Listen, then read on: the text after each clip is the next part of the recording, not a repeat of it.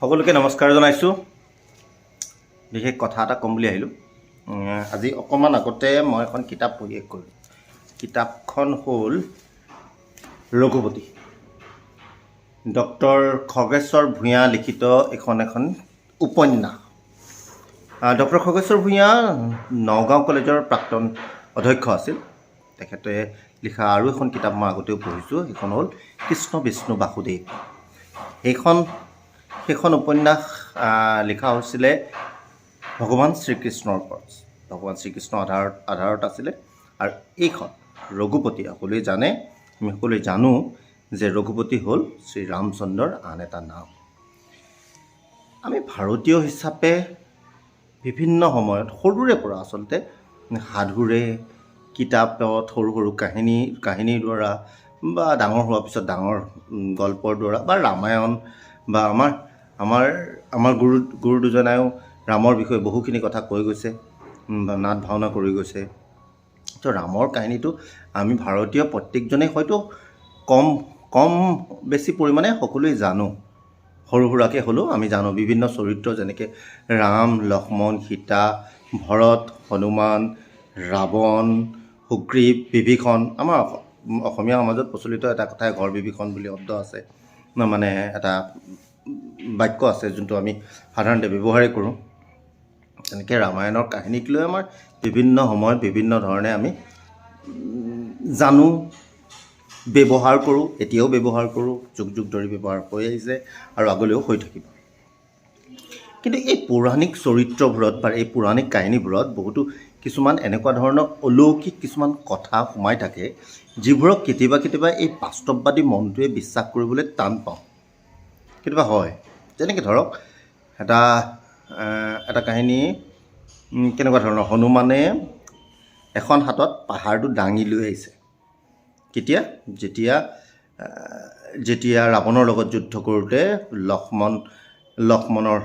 লক্ষ্মণ একদম মৃতপ্ৰায় হৈ গৈছে। সেই মৃতপ্ৰায় লক্ষ্মণক বচাই তুলিবৰ কাৰণে, জীৱিত কৰিবৰ কাৰণে বা ভাল কৰিবৰ কাৰণে বিশেষ এটা ঔষধৰ প্ৰয়োজন হৈছিলে, যিটো হিমালয়ৰ য'ত থকা এটা পৰ্বততহে আছিল বুলি কোৱা হয়। আৰু সেইটো হনুমানে চিনি নাপায়, গোটেই পৰ্বতটোকে দাঙি লৈ গৈছিল। তেনেকুৱা ধৰণৰ কাহিনী আছে। পুষ্পক ৰথ, ৰাৱণৰ পুষ্পক ৰথ, এখন বিশেষভাৱে সজ্জিত ৰথ আকাশেদি উৰি গৈছিলে। চাওক, এতিয়া এৰোপ্লেনৰ ধাৰণাটো খুব সহজ সাধাৰণ কথা, কিন্তু যেতিয়াৰ এই কাহিনীবোৰ বা ৰামায়ণ কাহিনীটো যেতিয়াৰ বুলি ভবা হয়, সেই সময়ত এখন বিমান উৰি যোৱাটো বা পুষ্পক ৰথ বুলি যদি কয়, বিমান বুলি নকয়, উৰি যোৱাটো আমাৰ কাৰণে অলৌকিক, অবিশ্বাসযোগ্য বাস্তৱবাদী সমাজ যুক্তিৰে যদি চাওঁ। কিন্তু মই বিশেষকৈ এখেতৰ উপন্যাস দুখনৰ কথা এইটো কাৰণে কৈছোঁ, ডক্টৰ খগেশ্বৰ ভূঞাৰ।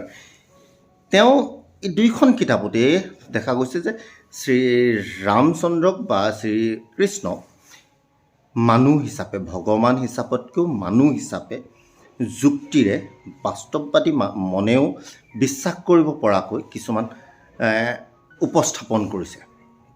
সেইটোৱে আটাইতকৈ আকৰ্ষণ কৰিছে। যেনেকৈ ধৰক কোৱা হৈছে যে পুষ্পক ৰথখন এখন বিমান আছিলে, সঁচাকৈ এখন বিমান, একদম উন্নত কাৰিকৰী বিদ্যাৰে সেই সময়ত মানুহ উন্নত আছিল বা হৈ আছিলে, খুব কাৰিকৰীভাৱে জনা মানুহ আছিলে। তেনেকুৱা এখন খুব ভাল আৰু দামী বিমান আছিলে সেইখন বুলি তেওঁ উল্লেখ কৰিছে। মই সেইটো এক্সাম্পল এটা দিছোঁ জাষ্ট কিতাপখনৰ পৰা। আৰু ঢেৰ এনেকুৱা ধৰণৰ ইয়াত কথা আছে, ভাল লাগিছে। যদি আপোনালোকে এই কাহিনীটো, আমি সদায় জনা কাহিনীটোকে নতুন দৃষ্টিভংগীৰে, নতুন যুক্তিৰে আপোনালোকে চাব বিচাৰে, জানিব বিচাৰে, তেতিয়া নিশ্চয় এইখন পঢ়ক, ৰঘুপতিখন মই আগ্ৰহীসকলক পঢ়িবলৈ মই জোৰ কৰিছোঁ বুলিয়ে ক'ব পাৰে। পঢ়ক এখনত আৰু এখন পঢ়ক, লগতে কৃষ্ণ বিষ্ণু বাসুদেৱ, বৰ ভাল কিতাপ। ৰঘুপতি নামৰ এখন চিনেমাও কৰিছিলোঁ কেইদিনমান আগত, কিন্তু এখন চিনেমা ৰিলিজ হৈছিলে, তাত মই সৰু চৰিত্ৰ এটাও কৰিছিলোঁ। অৱশ্যে সেইখন ৰঘুপতি নহয়, শ্ৰী ৰঘুপতি আছিলে। এনিৱে, মই উলিয়ালোঁ এই কিতাপখন পঢ়ি, সঁচাকৈ মোৰ ভাল লাগিলে। আচলতে মই কিতাপ পঢ়ি ভাল পাওঁ, প্ৰায় পঢ়ি থাকোঁ। কিন্তু আজি এখন কিতাপ পঢ়ি ইমান আপ্লুত হৈছোঁ মই এই চৰিত্ৰটোক ৰামৰ সদায় জনা সদায় শুনি থকা চৰিত্ৰটো ইমান ধুনীয়াকৈ উপস্থাপন কৰা হৈছে, ইমান বিশ্বাসযোগ্যভাৱে উপস্থাপন কৰা হৈছে। এইটো আপোনালোকেও জনাওক, যদি পাৰে আপোনালোকেও পঢ়িব। ধন্যবাদ। বৰ ভাল কিতাপ এখন পঢ়িলোঁ। ৰঘুপতি, মনত ৰাখিব, ডক্টৰ খগেশ্বৰ ভূঞা লিখিত এখন উপন্যাস ৰঘুপতি।